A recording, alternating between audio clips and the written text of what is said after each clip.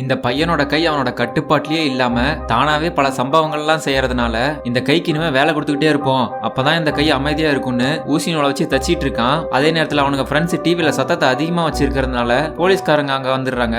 என்னடா இவ்வளவு சத்தமா இருக்குதுன்னு வீட்டுல எட்டி பார்த்தா அந்த தலை இல்லாதவனோட தலையை மடியில வச்சிட்டு இருக்கான். இன்னொருத்தன் பாட்டில மண்டையில சுருவிட்டு இருக்கவும் போலீஸ்காரங்க நடுவுல இருக்கிற அந்த ஆண்டன் பையன் மேல சந்தேகப்பட்டு 2 பேர்த்த கொலை பண்ணி வச்சிருக்கான்னு நினைச்சுக்கிட்டு போலீஸ்காரங்க கதை உடைச்சிட்டு உள்ள வர கையை தூக்குன்னு கத்த அவனோட கை கண்ட்ரோல்ல இருந்து தானாவே துணியை தச்சுக்கிட்டே இருக்கு. அப்படியே அவன் மேல கையை தூக்க இப்ப என்னடா மச்சான் பண்றதுன்னு அவன் ஃப்ரெண்ட்ஸ் கிட்ட கேட்க, நான் என்ன நினைக்கிறேன்னா அந்த தலை பேசுறத பார்த்து என்னடா தலை பேசுதுன்னு அந்த போலீஸ்கார அதை பார்த்து பயந்து போய் அந்த தலைமையிலேயே ஷூட் பண்ணிடுறான். என்னடா இவனுங்களாம் உயிரோட தான் இருக்கானுங்கன்னு அந்த இன்னொரு போலீஸ்ட சொல்ல அப்ப ஆண்டன் ஒரு பிளான் பண்றான். சரி நம்ம கம்மனு ஜெயிலுக்கு போயிட்டாவது கை அமைதியா இருக்கும்னு நினைக்கிறான். அதனால எனக்கு ஹேண்ட் கஃப் மாட்டி விடுங்கன்னு சொல்ல, சரி நீ அந்த கோணி ஊசியை கீழே போடு அப்பதான் உனக்கு ஹேண்ட் கஃப் போட முடியும்னு அந்த போலீஸ் சொல்ல, ஆனா அந்த ஊசியை கீழே போட்டான்னு வைங்களேன் போலீஸோட சோலி முடிஞ்சிடும். அது தெரியாம அவங்க சொல்லிட்டு இருக்காங்க.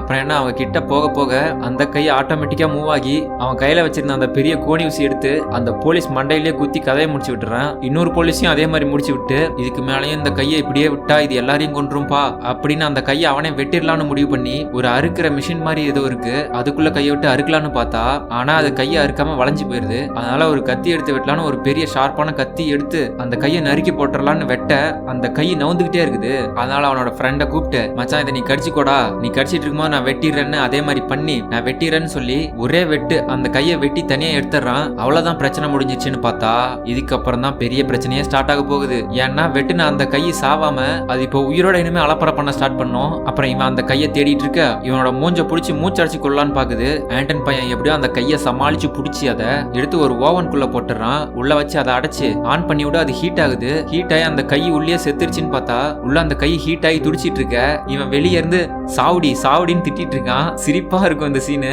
ஏன்னா அவனோட கை தான் உள்ள இருக்கிறது, இவன் வெளியே கத்திட்டு இருக்கான். இப்படி ஆண்டனோட லவ் பண்ற பொண்ணை பாக்குறதுக்காக வெளியே போயிட ஆண்டனோட ஃப்ரெண்ட்ஸ் 2 பேரும் சேர்ந்து இவன் கையை வெட்டினதுக்காக ரத்தம் வருது இல்ல அதுக்காக மருந்து வாங்க போயிருப்பானுங்க. வந்து பார்த்தா இவனை காணோம். அப்புறம் அந்த தலை இல்லாதவன் ரொம்பவே புலம்பிட்டே இருக்கும். இன்னொருத்தன் ஒரு குச்சி எடுத்து அதை சொருவி அவன் தலையிலேயே சொருவி விட்டுறான். அப்படியே தலையில செட் ஆயிருது. அதுக்கப்புறம் தெரியாம அந்த ஓவனை ஓபன் பண்ண அந்த கை மறுபடியும் பறந்து வெளியே போயிருது. அப்புறம் இதுக்கு மேல படத்துல கொஞ்ச நேரம் அந்த கையை அலப்பற பண்ணிட்டு இருக்க கடைசியா ஆண்டன் பையன் ஒரு கத்தியை வச்சு அந்த கையை குத்தி அந்த கையை கொன்றுவான்.